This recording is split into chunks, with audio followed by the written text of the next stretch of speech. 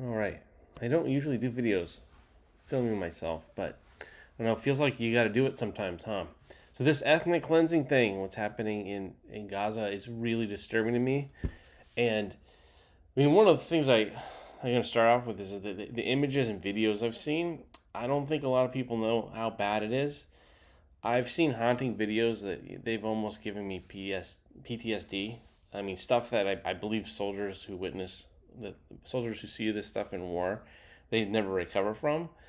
And so then I can't show this to people to spread awareness because I don't want them to have some mental episode. I've never been in this position in my life where it's like, this is really effed up. Um, but then I'm like, well, how do you explain to people how bad it is? So I don't know. That's an issue I'm running into. I mean, and most people have a general idea that there's something bad going on, but when you kind of see it every day, you're like, oh my god, this needs to be stopped right away. I mean, it's straight out Israel's flattening Gaza, and yeah, Hamas is bad, and they totally started this episode 100%. But this is just a separate issue where like you can't do ethnic cleansing. It's just not acceptable, right? And the world should stop it when it happens. And I believe this is kind of what happened in Yugoslavia in the 90s. Um, if two neighbors are gonna just eradicate each other, you'd hope that someone would say, hey, okay, guys, you gotta stop, right? I mean, they're starving people. It's total crimes against humanity. I mean, we're talking about the same stuff that the Germans did in World War II, which is crazy to think about, like that this is happening over in Israel. Um, Another thing, I'm reading my notes here.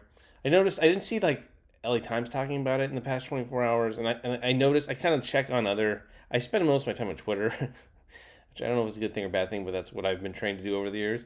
And I just see certain outlets kind of ignore it. Like I see the Democrats ignore this topic a lot, which is very interesting to me. They don't touch it, and I think it's a really bad sign for them. It looks like what party is going to stand for the right side of history, especially in this very pretty clear cut issue.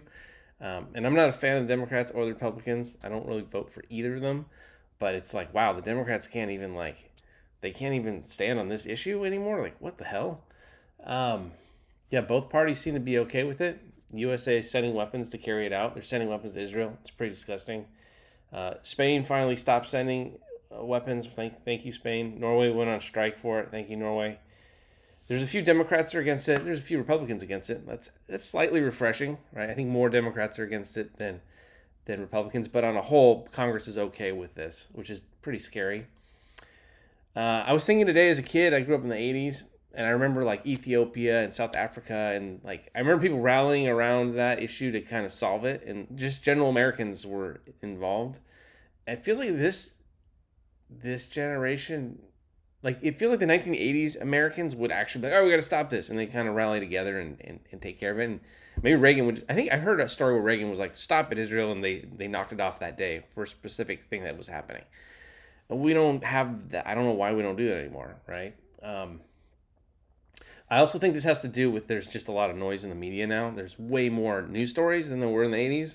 In the 80s, you had your TV and your newspaper, and there's only a few stories a day, so maybe it was just an issue of focus.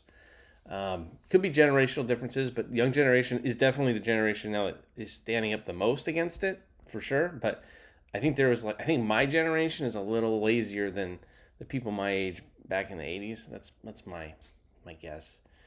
Um, One thing is Congress is bought now. I mean, this is what happened, right? Definitely, they have a financial interest to keep this going, both from their military uh, donors or their military industrial complex donors and maybe their APAC donors. So that's definitely happening. I call my rep every few days. I don't think he doesn't talk about it. Um, he's a Democrat too. Uh, and I don't think a lot of people call their reps. So you can call your reps. Like if you're really concerned about this issue, definitely call your rep all the time. Because if you don't, the lobbyists are going to be talking to them. So you might as well spend. They should at least be hearing from you more than their lobbyists or donors, or I don't know, special interest donors. Um, what's sad is I guess the solution is to start a peace lobby that gives Congress money so they don't arm ethnic cleansing. That's where we're at in 2025. Is you would have to start a lobby, special interest lobby, to fund Congress to do the right thing. They can't. We can't rely on them just to have general human decency. That's crazy, right? So I don't know. Just want to do this video, like kind of like share my thoughts. It's really bad. I don't want my kids living in a future where this can just happen.